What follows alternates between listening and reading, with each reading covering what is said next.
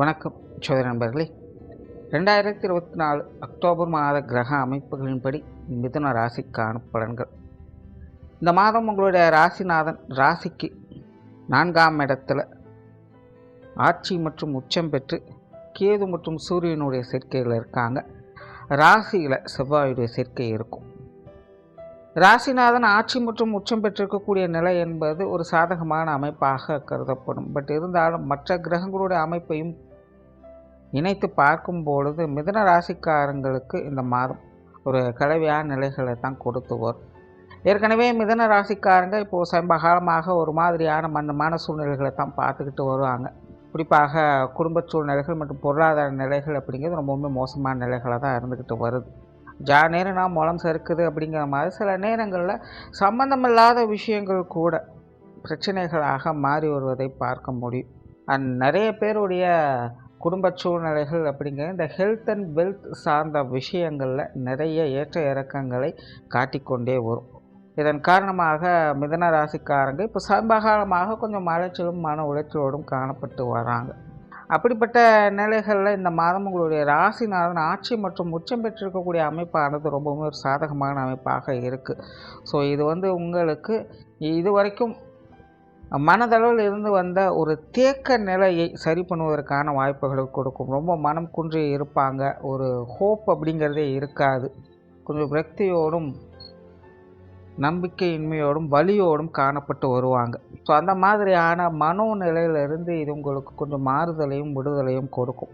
So இது தனிப்பட்ட முறையில் மிதுன ராசிக்காரங்க கொஞ்சம் தன்னம்பிக்கையோடும் உற்சாகத்தோடும் காணப்படக்கூடும்.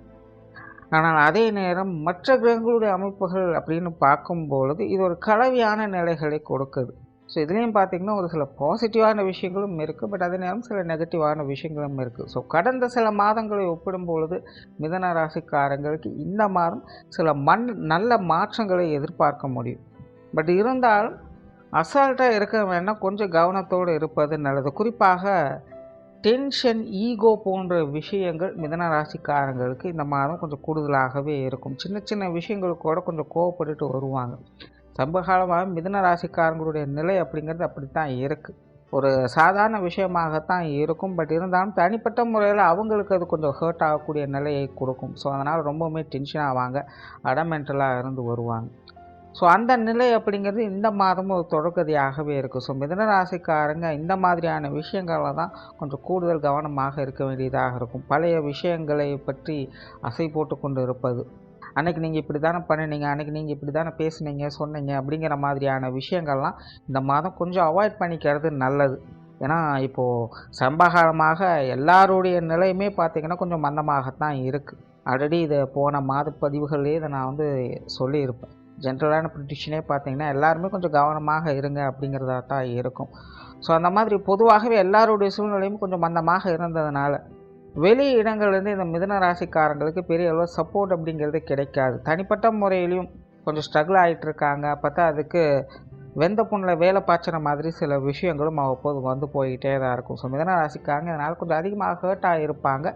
பட் அந்த மாதிரியான விஷயங்களும் இந்த மாதம் கொஞ்சம் பெரிதுபடுத்தாமல் இருப்பது நல்லது. ஏன்னா காலங்கள் அப்படிங்கிறது மாறிக்கொண்டே இருக்கக்கூடியது தான். அந்த டைம் உங்களுக்கு கொஞ்சம் மோசமாக இருந்ததுனால இந்த மாதிரி சூழ்நிலைகள்லாம் பார்த்து வந்திருக்கீங்க. பட் அதெல்லாம் இனி மாறக்கூடிய காலகட்டமாக இருக்குது. ஸோ அப்போ நீங்கள் பழைய விஷயங்களையே இழுத்து போட்டு இது அப்படி அப்படின்னு சொல்லிட்டு அந்த பழைய விஷயங்களை பெரிதுபடுத்திட்டு இருந்தீங்க அப்படின்னா அது உங்களுக்கு தான் பிற்காலத்தில் பிரச்சனையாக முடியும். ஸோ இது கொஞ்சம் சமாதானத்தை எதிர்கொள்ள வேண்டிய காலகட்டம் இது. ஸோ முடிஞ்ச அளவுக்கு உங்களுடைய ஈகோ சார்ந்த விஷயங்கள்லாம் இந்த மாதம் கொஞ்சம் ஒதுக்கி வச்சுக்கோங்க. தேவையில்லாமல் உங்களை மற்றவங்க சீண்டி விடுவாங்க, வம்புக்கு இழுப்பாங்க. ஸோ அந்த மாதிரியான விஷயங்கள்லாம் கொஞ்சம் அவாய்ட் பண்ணிக்கோங்க. கொஞ்சம் பொறுமையாக இருந்து காரியம் சாதிக்கக்கூடிய மாதமாகத்தான் இருக்கும். குடும்ப விஷயங்கள் காரியங்கள் பெரும்பாலும் வழக்கமான சூழ்நிலைகள் தான் காணப்படுது. பட் குடும்ப உறவுகள் வகையில் இந்த மாதம் நிறைய மாற்றங்கள் இருக்கும். குறிப்பாக மிதுன ராசிக்காரங்களுக்கு பெற்றோர்கள் சம்மந்தப்பட்ட விஷயங்களில் ஈடுபாடுகள் அப்படிங்கிற அதிகரிக்கக்கூடிய மாதம் தான். பட் ரொம்ப அதிகமாக எதுவும் எக்ஸ்பெக்ட் பண்ணிட வேண்டாம். சூழ்நிலை சந்தர்ப்பத்துக்கு அந்த மாதிரி கொஞ்சம் அட்ஜஸ்ட் பண்ணி போய்க்கங்க. பெரும்பாலான விஷயங்கள் நல்லபடியாகத்தான் இருக்கும். பட் இருந்தாலும் ஓவர் எக்ஸ்பெக்டேஷனை கொஞ்சம் குறைச்சிக்கங்க.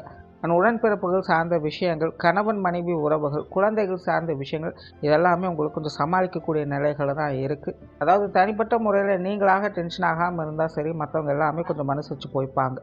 குறிப்பாக மிதுன ராசிக்காரங்களுக்கு இந்த கணவன் மனைவி உறவுகள் குழந்தைகள் சம்மந்தப்பட்ட விஷயங்கள் கொஞ்சம் கூடுதல் சிறப்புகளையே கொடுக்குது. இப்போது சமீபகாலமாக அவங்க வகையில் ஏற்பட்டு வந்த அலைச்சல்கள், டென்ஷன்கள் போன்ற விஷயங்கள்லாம் இந்த மாதம் குறைவதற்கான வாய்ப்புகளே அதிகம் உண்டு.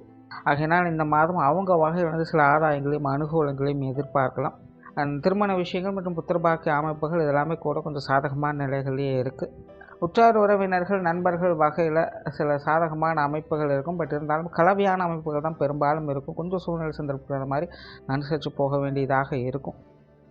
சொத்துக்கள் மற்றும் வாகன ரீதியான விஷயங்களில் சாதகமான அமைப்புகள் இருந்தாலும் கொஞ்சம் அலைச்சல்கள் உடன் இருக்கத்தான் செய்யும். குறிப்பாக இந்த மாதம் மிதுன ராசிக்காரங்களுக்கு சொத்து சுகங்கள் மற்றும் வாகன ரீதியான விஷயங்களில் ஈடுபாடுகள் மற்றும் எதிர்பார்ப்புகள் அதிகரிக்கவே செய்யும். சிலருக்கு இந்த ஆடை ஆபரண சேர்க்கைகள் அப்படிங்கிறது ஏற்படலாம், அல்லது வீடு மனை வாகனங்களை புதுப்பிக்கக்கூடிய அமைப்புகள் அப்படிங்கிறது ஏற்படலாம்.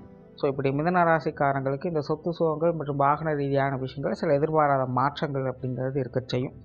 உடல் நலம் சார்ந்த விஷயங்களில் கொஞ்சம் கவனம் எடுத்துக்கணும். குறிப்பாக மாதத்தின் பிற்பகுதிகளில் உடல்நல விஷயங்களில் கொஞ்சம் கூடுதல் கவனம் தேவை. தேவையில்லாத அலைச்சல், டென்ஷன்கள் போன்ற விஷயங்களும் கொஞ்சம் கவனம் எடுத்துக்கங்க.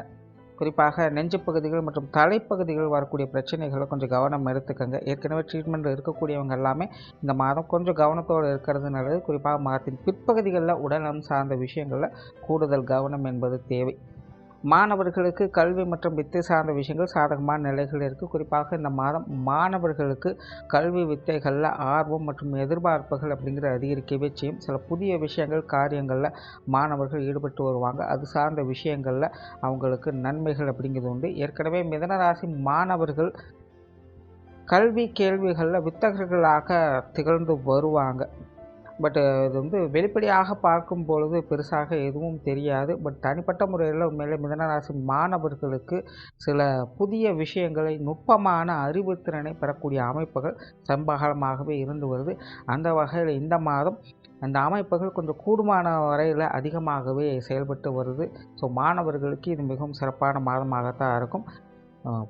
தனிப்பட்ட முறையில் வெளிப்படையாக பெருசாக எந்த ஒரு விஷயத்தையும் எதிர்பார்க்க முடியாது. பட் அறிவுத்திறன் சார்ந்த விஷயங்களில் சில நுட்பமான நன்மை தரக்கூடிய அமைப்புகளை இந்த மாதம் மாணவர்கள் பெற்று வருவாங்க.